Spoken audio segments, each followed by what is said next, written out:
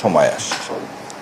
ওখানে এনসিপি লেখার পিছনে কারণটা হচ্ছে ইউনূস সরকার যতগুলো কাজ করছে তার মধ্যে একটা বড় পাপ করছে। আবার বলে দিচ্ছি, ইউনূস সরকার যতগুলো কাজ করছেন, অনেক ভালো কাজ করছেন, কিন্তু একটা যতগুলো পাপ কাজ করছেন, খারাপ কাজ করছেন, তার মধ্যে একটা বড় পাপ কাজ করছেন। যারা এই জুলাই থেকে ভাগ করছে, জুলাইয়ের ধারক বাহক হচ্ছে এদেশের সকল মানুষ। আওয়ামী লীগের প্রেতাত্মাবাদে, আওয়ামী লীগের উচ্ছিষ্টতাবাদে, এবং যারা বাংলাদেশের সার্বভৌমত্ব স্বাধীনতা বিশ্বাস করে না তারা বাদে বাংলাদেশের আপামর জনসাধারণ এই জুলাই বিপ্লবের কি অংশীদার। ডক্টর ইউনূস পাপটা করলেন, জুলাইকে ভাগ করলেন, করে তিনি রাষ্ট্রীয় পৃষ্ঠপোষকতায় এই কাজটা করলেন। রাষ্ট্রীয় পৃষ্ঠপোষকতা কীভাবে করলেন? তিনি কাউকে মাস্টার মাইন্ড বানালেন, তিনি কাউকে বলে দিলেন যে এই পার্টি জুলাইয়ের ধারক বাহক। সো তারা জুলাইয়ের ধারক বাহক না, এই কথা আমি বলবো না, কিন্তু তারাই কেবলমাত্র ধারক বাহক। সারা পৃথিবীর মাঝে আপনি পরিচয় করাই দিচ্ছেন যে এরা মানেই জুলাই।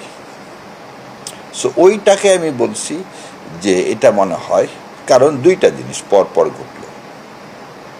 একটা জিনিস ঘটলো হচ্ছে জুলাই বিপ্লব, এই শব্দটাকে সম্মানের সহিত বলতেছি, নাহিদ সাহেব একবার উচ্চারণ করলেন না ওনার বক্তৃতায় পার্লামেন্টে, বরং উনি করলেন কি, জুলাই বিপ্লবটাকেই, এই বিপ্লব শব্দটাকেই তিনি মুছে ফেলে দিলেন। এটা কার ইশারায়? উনি পুরা বক্তব্যের মধ্যে 69 থেকে 90, 96 সব নিয়ে এসে তার সাথে জুলাইকে মিলিয়ে দিলেন। জুলাই উদ্ভুত্থান আর বিপ্লবের মধ্যে পার্থক্য কি? উদ্ভুত্থান হচ্ছে কোনো একটা পার্টিকুলার ইস্যুতে যখন শাসকের পরিবর্তন করা হয় তখন সেটা হচ্ছে উদ্ভুত্থান। আর বিপ্লব হচ্ছে যখন রাষ্ট্রীয় কাঠামো, শাসনতন্ত্রের পরিবর্তন, একটা সামগ্রিক জাতির পরিবর্তন হয়, তখন তাকে বলা হয় বিপ্লব। 69-এর গণ উদ্ভুত্থান বলা হয়, কারণ আইয়ুব খান সেখানে পতন ঘটছে, ইয়াহিয়ার আন্ডারে সমস্ত দল নির্বাচন করছে। সো আইয়ুব খান পড়ে দিয়ে ইয়াহিয়া আসছে। 90-এর আন্দোলনে এরশাদ সাহেব পড়ে গেছে, মানুষের দাবির মুখে কে আসছেন? তখনকার চিফ জাস্টিস শাহাবুদ্দিন সাহেব অ্যাক্টিং রাষ্ট্রপতি হয়ে ইলেকশন দিচ্ছেন। 96 সালে একই কাজ হয়েছে। 96-এর আন্দোলনে বেগম খালেদা জিয়া ওখান থেকে চলে গেছেন, ওখানে কে আসছে? তার পরিবর্তে হাবিবুর রহমান শেলী সাহেব আসছে, এসে তত্ত্বাবধায়ক সরকার ব্যবস্থার আন্ডারে আপনি হচ্ছে ইলেকশন দিচ্ছেন। খালি তাই না, 7ই নভেম্বরও দেখেন আওয়ামী লীগের সেই সময় যারা ক্ষমতায় ছিল সেই ক্ষমতা থেকে সরিয়ে কর্নেল তাহেরা জিয়াউর রহমানকে ক্ষমতায় নিয়ে আসছেন। সো এই অভ্যুত্থান, এগুলো হচ্ছে অভ্যুত্থান। আর বিপ্লব কি? দেওয়ালে লেখা ছিল কি? রাষ্ট্র কাঠামো পরিবর্তন করতে হবে। লেখা ছিল কি? সংবিধান পুনর্লিখন করতে হবে। সো এই দাবিগুলোর জন্যেই তো আবু সাইদ, মুগ্ধরা যে জীবন দিলেন, তাদের দাবিটা কি ছিল? রাষ্ট্রীয় কাঠামো ব্যবস্থা চেঞ্জ করা। আজকে আমি কে এই নতুন বয়ান দেওয়ার? বিপ্লবের যদি আমি ফসল হয়ে থাকি, সেই বিপ্লবকে ধারণ করে থাকি, এই যারা রক্ত দিচ্ছে তাদের কথার বাইরে যে আমি কি আজকে কোনো কথা বলতে পারবো? আপনারা জানেন কি না জানি না, মহান মুক্তিযুদ্ধে 1971 সালে যে মহান মুক্তিযুদ্ধ হলো, এই মুক্তিযুদ্ধে স্বাধীনতা পায়নি।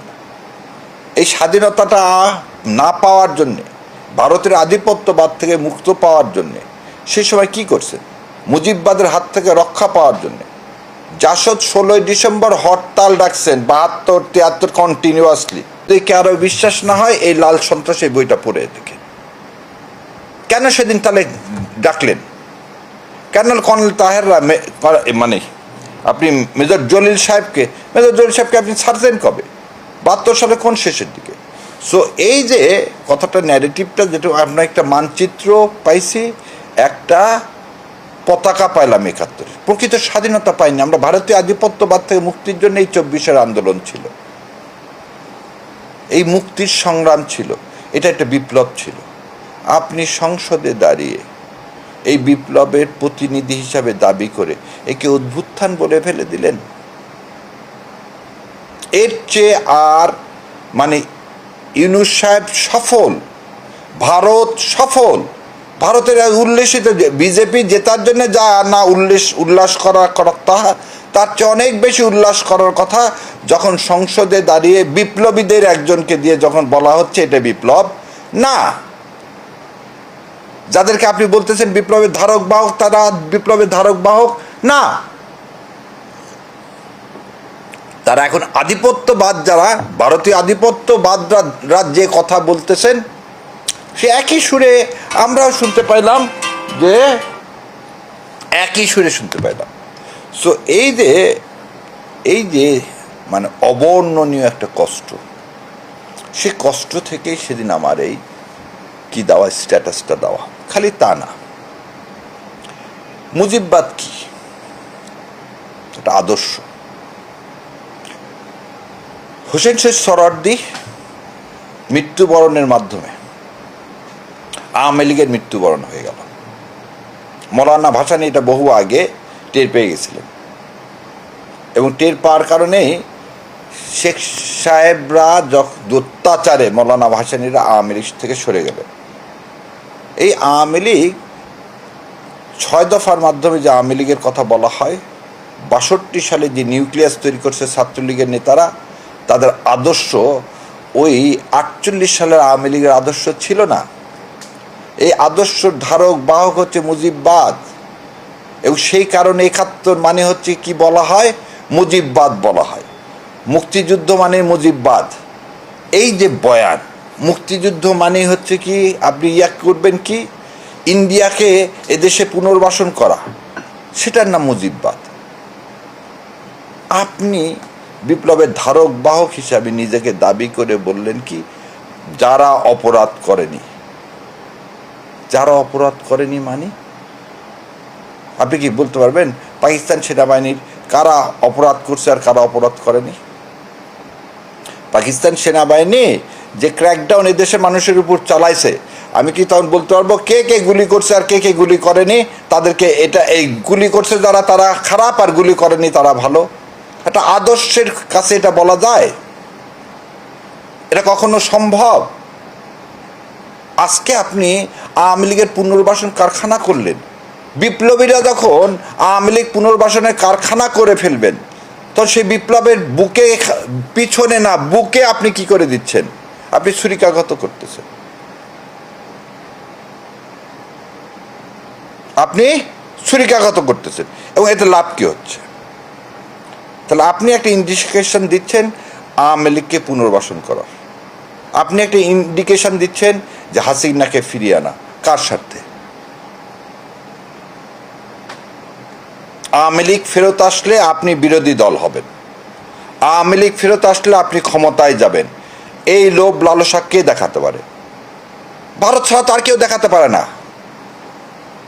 এবং এই ভারতের সাথে তাহলে কোথাও না কোথায় আমার বিপ্লবীদের মধ্যে কোনো এই বেচাকেনা হচ্ছে আমার জুলাই নিয়ে, এই রাগে ক্ষোভে এটা দেওয়া। আমার জুলাই কেউ শেষ পর্যন্ত বিক্রি করতে চাবেন, এর নাম বিপ্লব? তাহলে আপনি বিপ্লবী ছিলেন না। তাহলে আপনি উপরে বিপ্লবী কিন্তু ভিতরে বিপ্লবী ছিলেন না। না হলে আপনি বিপ্লবের আশীর্বাদ